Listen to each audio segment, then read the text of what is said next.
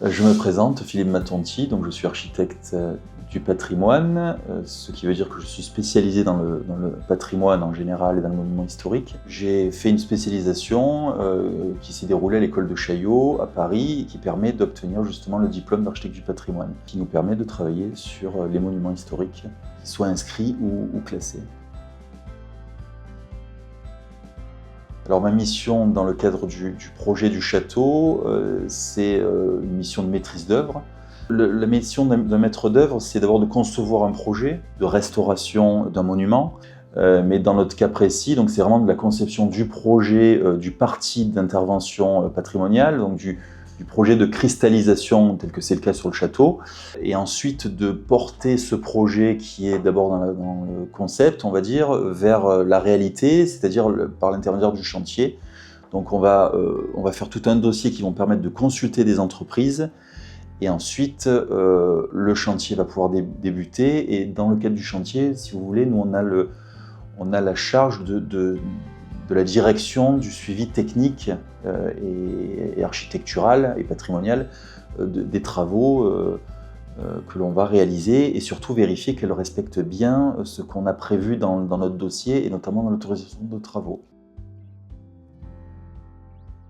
Alors dans le cadre d'un tel chantier, bien entendu, on travaille avec différents partenaires.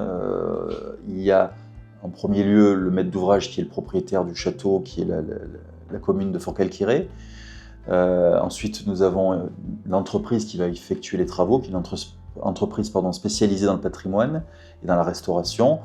Nous avons été également accompagnés par l'association des héritiers du Castellas, dans le cadre notamment des études et du chantier,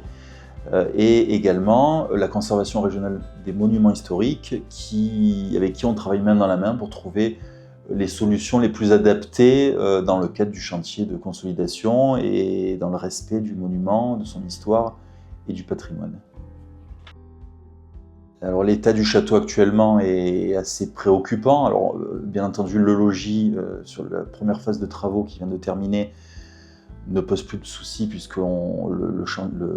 les vestiges du logis ont été cristallisés, donc il n'y a plus de problème structurel. Par contre, on a toutes les autres parties du château qui sont dans leur état de ruine, et de nombreuses parties qui ont des problèmes structurels